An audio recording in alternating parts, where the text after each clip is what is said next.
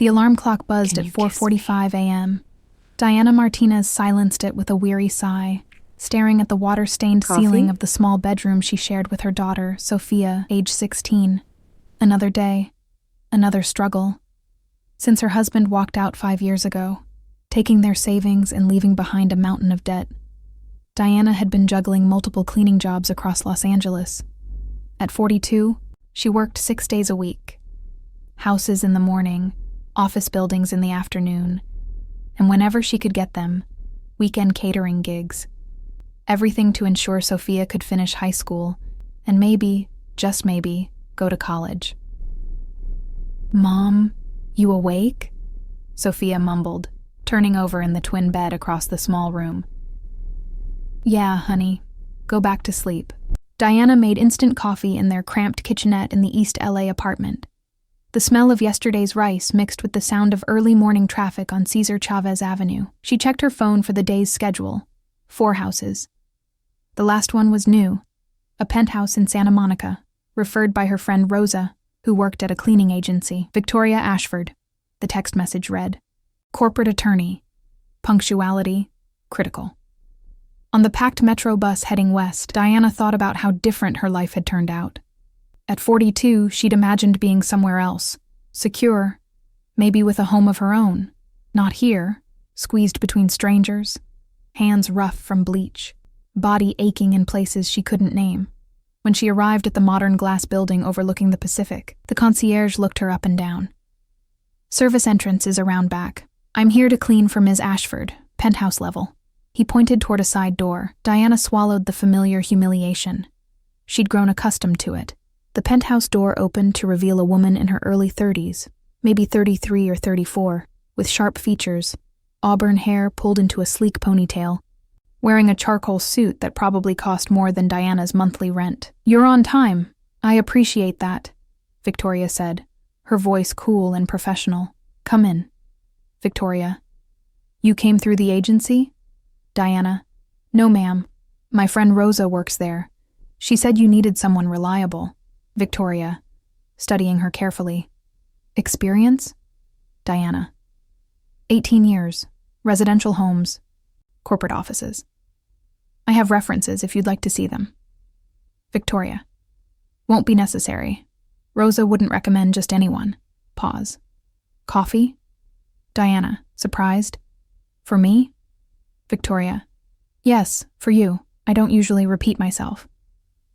Diana sat uncomfortably on a stool at the marble kitchen island, while Victoria operated an espresso machine that looked more complicated than a spaceship dashboard. Diana. "You live alone in a place this big?" Victoria. "I do. And you don't need to call me ma'am. Victoria works fine." Diana, uncomfortable. "I don't know if I can." "It's just respectful, you know?" Victoria, a slight smile. "Where are you from originally?" Diana. "Guadalajara. Came here when I was 24 looking for work." Victoria. "Family?" Diana. "One daughter, Sophia. She's a junior in high school."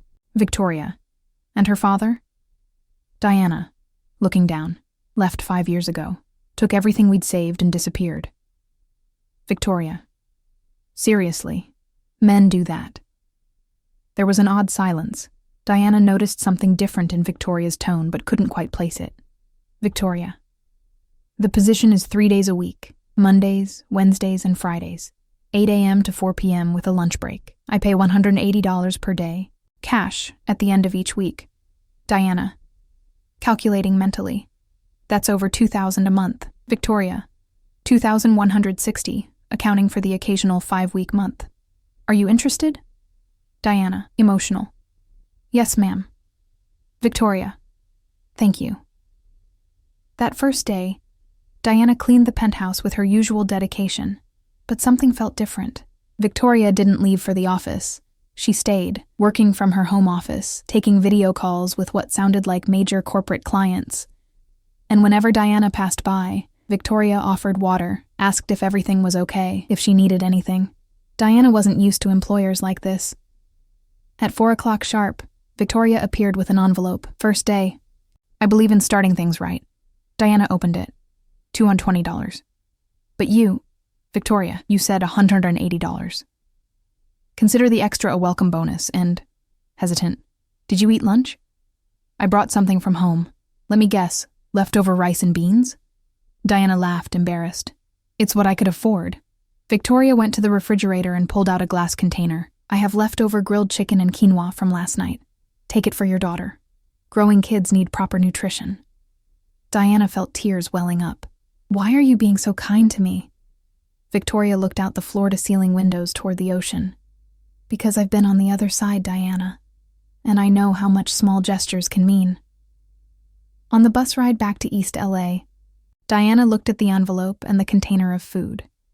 Something inside her shifted. It wasn't just gratitude. It was a strange feeling of being seen. Truly seen. 4 weeks passed. Diana and Victoria developed a comfortable routine. Every Monday, Wednesday, and Friday, Diana arrived promptly at 8. Victoria always had fresh coffee ready. They'd talk briefly before Diana started her work. Diana learned that Victoria had built her corporate law practice from nothing, that she worked 70-hour weeks, that she'd never been married and had no family nearby. Victoria learned that Sophia dreamed of becoming a teacher, that Diana feared she couldn't afford college tuition, and that she hadn't been back to Mexico in 7 years. Why not? Victoria asked one Wednesday over coffee. Because they didn't accept my divorce, Diana answered, stirring her cup. In their eyes, a woman should endure everything. Coming back alone with a daughter, they saw it as shameful. And you? Do you think it's shameful? I think it was the best decision I ever made. But it hurts, not having real family support. Victoria gently touched Diana's hand. Real family is what we choose. Diana felt a shiver run up her arm. She withdrew her hand delicately, pretending to search for something in her bag. On a Friday afternoon, Victoria seemed visibly stressed. Diana, everything okay? You seem tired today. Victoria, sighing. Difficult case. A major client is threatening to leave. Could cost the firm $500,000 in annual revenue. Diana. $500,000. I can't even imagine that kind of money. Victoria, laughing without humor. Yeah, but the worst part isn't the money. It's having to start over. Again. Always again. Diana. You've had to start over before? Victoria, meeting her eyes. Many times. At 34, I'm still rebuilding. Diana. But you have everything. This home, your practice. Victoria. I have things, Diana, but I live alone in this enormous penthouse. I work 12-hour days. I don't have anyone to share a victory or a failure with. Pause. Sometimes you have everything and nothing at the same time. Diana felt a pang in her chest. Diana. At least you're free. You can choose. Victoria. And you can't? Diana. I choose between paying the electric bill or buying Sophia's school supplies. Between working sick or losing a day's pay. That's not exactly freedom. Victoria. Seriously. You're right. I'm sorry. Sometimes I forget my privilege. Diana. Softening. I didn't mean it that way. Just that. Everyone has their own battles, right? Victoria, smiling slightly. You're wise, Diana Martinez. Diana. Laughing. Not wise, just worn out. Victoria. Worn out? At 42? Diana. I feel old. Exhausted. Victoria. Moving closer. You're beautiful, Diana. And strong. Stronger than most people I know. Diana felt her face flush. She stood up quickly. Diana. I should finish the living room. That night, Diana couldn't sleep. She lay staring at the ceiling, replaying the conversation. The way Victoria looked at her. The touch on her hand. The words, "You're beautiful." No one had called her beautiful in years. "Mom, you okay?" Sophia asked, noticing her restlessness. "Yeah, honey. Just tired." But it wasn't tiredness. It was confusion. A strange feeling Diana couldn't name. The following Monday, Victoria was different, more distant, too professional. "Good morning, Diana. Last week's payment is on the counter." "Good morning. Is everything all right?" "Everything's fine. I have depositions all day. Text me if you need anything." And she left, without the usual coffee, without their conversations. Diana felt an odd pain in her chest, like she'd lost something. But what? They were employer and employee, that's all. Except it wasn't all, and Diana was beginning to realize it. 3 weeks of distance. Victoria barely appeared. She left notes. Cash on the counter, but avoided Diana. Diana felt increasingly confused. Why did this affect her so deeply? Why did she miss their conversations? The morning coffee, Victoria's subtle smile. On a rainy Wednesday, Diana arrived soaking wet. The bus had broken down, and she'd walked 6 blocks in the downpour. Victoria was in the living room working on her laptop. "Oh my God, Diana, you're drenched." The bus. The rain. "Come on, I'll get you a towel and dry clothes. You don't have to, Diana, you'll catch pneumonia. Come." Victoria led her to the bedroom, handed her sweatpants and a sweater. "Take a hot shower. I'll make tea." Diana obeyed, still shivering. When she emerged from the bathroom wearing Victoria's clothes, she felt strangely intimate. The clothes carried her scent. In the kitchen, Victoria served ginger tea. "Diana, I'm sorry for the trouble." Victoria, looking at her intensely, "Stop apologizing for things that aren't your fault." "Diana, you've been different with me. Did I do something wrong?" Victoria, sighing, "No, the mistake is mine." "Diana, I don't understand."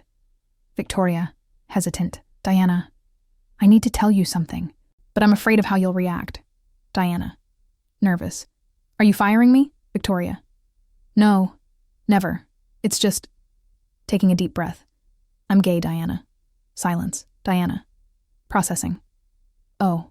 Victoria, "I distanced myself because I was developing feelings for you. And I know you're straight, that you have a life, a daughter. I don't want to make you uncomfortable." Diana, confused, I don't know what to say." Victoria, "You don't have to say anything. I just needed to be honest. But I swear I won't put you in an awkward position. If you want to leave, I understand. I'll pay you for the full month." Diana, emotional, "I don't want to leave." Victoria, surprised, "You don't?" Diana, "These past weeks, I felt so empty without talking to you, and I didn't understand why." Tears starting to fall. Victoria, "I don't know what's happening to me. I've never felt this before. Never for a woman." Victoria, approaching slowly, "And what do you feel?" Diana, crying, fear, confusion, but also something good. Something that makes me want to be here, close to you. Victoria, "Diana, you don't need to define anything right now." Diana, "But I've never..." Victoria, "I know. And I'm not asking you for anything. I'm just being honest about what I feel." Diana looked at Victoria. Her eyes were kind, patient.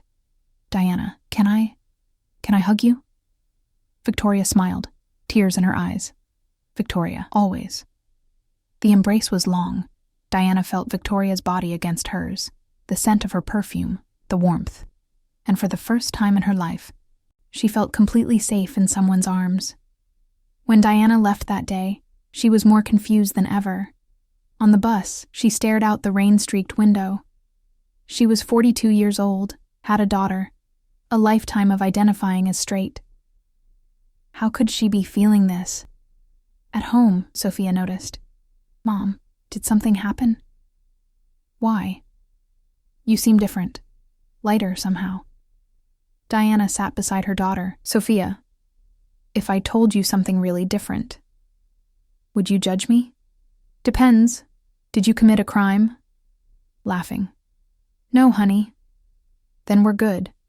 You're the best person I know, Mom. Nothing you do will change that." Diana hugged her daughter, crying, but she still didn't have the courage to speak. Diana spent the entire weekend thinking. She researched online, read stories of women who discovered they were lesbian or bisexual later in life.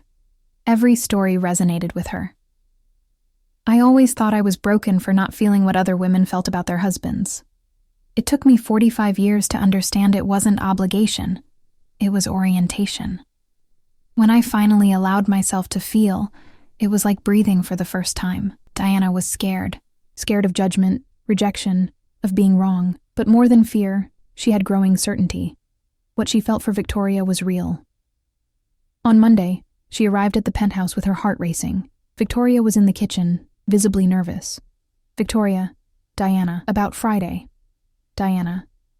Can I speak first? Victoria. Surprised. Of course. Diana, breathing deeply. I spent the whole weekend thinking. About myself, about you, about everything. And I realized something. Victoria. Tense. What? Diana. That I was never truly happy with my ex-husband. That I always felt something was missing, but didn't know what. That, maybe. Voice trembling. Maybe I never allowed myself to feel what I really felt. Victoria.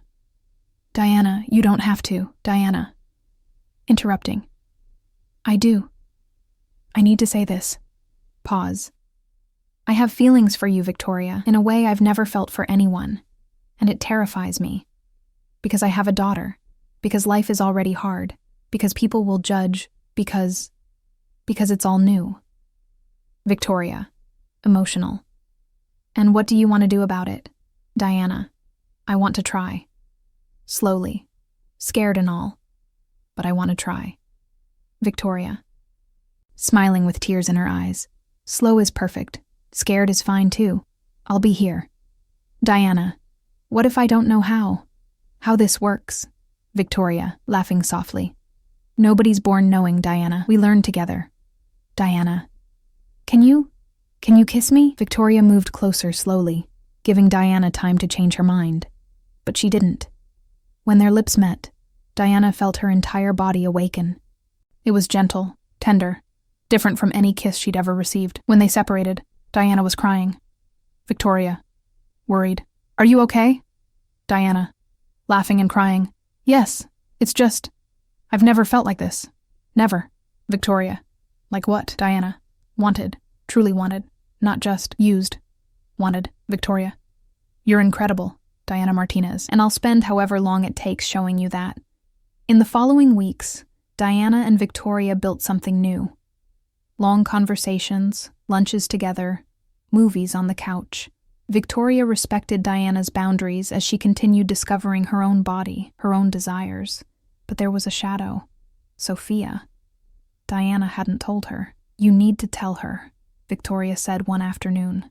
What if she rejects me? Then you'll deal with it. But that girl loves you, Diana. And she deserves the truth. Diana knew Victoria was right. Diana chose a Sunday to talk to Sophia. She prepared her daughter's favorite meal, chicken mole with rice and homemade tortillas. Mom, you're trying to tell me something, aren't you? Sophia said, suspicious. How do you know? You always make my favorite food when there's serious news. Diana smiled, nervous. Diana, honey, remember when you asked if I'd tell you something different? Sophia, serious. I remember. Diana, breathing deeply. I'm seeing someone. Sophia, smiling. That's great, Mom. It's about time. Who is he? Diana, it's Victoria. Silence. Sophia, your employer. Diana, she's not my employer, honey. She's someone special. Sophia, processing. But she's a woman. Diana, I know. Sophia, so you like women now? Diana, I like her. I don't know if I like women in general. I just know I like her. Sophia was silent for several long minutes. Diana held her breath. Sophia, Mom, are you happy with her? Diana, crying. Very. For the first time in a long time, I'm truly happy. Sophia, hugging her mother. Then that's all that matters. I just want you to be happy. Diana, surprised. You're not angry, disgusted. Sophia, angry? Why? You always taught me to respect everyone, no matter who they love. It would be pretty hypocritical of me not to respect you, too. Diana, sobbing. I love you so much, honey. Sophia, I love you too, Mom. Pause. But there's one thing. Diana, tense. What? Sophia, she's rich, right? So can she help pay for my college? Grinning. Diana, laughing and crying. Sophia, I'm kidding, Mom. Sort of. Victoria met Sophia on a Saturday afternoon. She made a point of talking to the teenager as an equal, without condescension. Your mom told me you want to be a teacher, Victoria said. I do. But it's going to be difficult. We can't afford a private university and the public ones are super competitive. What if I told you I know about scholarship programs at UCLA? Seriously? Seriously. I have contacts in their education department. I can help you with the application, but the work has to be yours. Emotional. Thank you. Victoria. Diana watched from nearby, her heart tight with gratitude. Months later, Diana and Victoria sat on the penthouse balcony, watching the sunset over the Pacific. Diana. Sometimes it feels like a dream, you know? Victoria. What does? Diana. All of this. You, Sophia being happy, me being happy. I'm afraid I'll wake up. Victoria. It's not a dream, love. It's real. And it was incredibly hard getting here. Diana. It was. Pause. Victoria. Can I ask you something? Victoria. Always. Diana. That first day when you hired me. Did you know? Victoria, smiling. That I'd fall in love with you? No. But I felt something different, yes. A connection. Diana. I felt it too. But it took me time to understand what it was. Victoria. And now you understand? Diana. Now I know it's love. The kind you choose every day, even when you're scared, even when you don't understand everything. Victoria, kissing her forehead. Exactly. Sophia walked onto the balcony. Sophia. Are you two going to be all romantic all evening, or are we eating dinner? Diana, laughing. We're coming, honey. Victoria. What would you like to eat? Sophia. Thai food from that place in Venice. Victoria. Sounds perfect. Diana? Diana. Perfect. While waiting for the food, the three of them talked about their week. Sophia discussed school and her college applications. Victoria talked about a new case, Diana about the baking class she'd started. Yes, Diana had gone back to school. Victoria insisted, offered to pay. Diana resisted but eventually accepted. She wanted something of her own, beyond cleaning. She wanted to build a different future. That night, after Sophia went to bed, Diana and Victoria stayed on the balcony. You know what I realized? Diana said. What? That love doesn't have an age, right? It doesn't have a social class. It doesn't have rules. It doesn't. I spent 42 years thinking I knew who I was, and suddenly, everything changed. Did you change? No, I found myself. It's different. Victoria held her hand. And now? Now we live, one day at a time, with whatever challenges come, but together. Together, Victoria repeated, kissing her. Los Angeles sparkled below them. Diana looked at the city that had welcomed her, at the woman beside her, at her daughter sleeping inside. This wasn't a fairy tale. It was better. It was real, and it was hers. This story shows that life can surprise us when we least expect it. That love doesn't follow a pre-written script. That it's never too late to discover yourself, to start over, to choose your own happiness. Diana and Victoria faced their fears, their internalized prejudices, social judgment, but they chose courage. They chose love. What are you choosing for your life?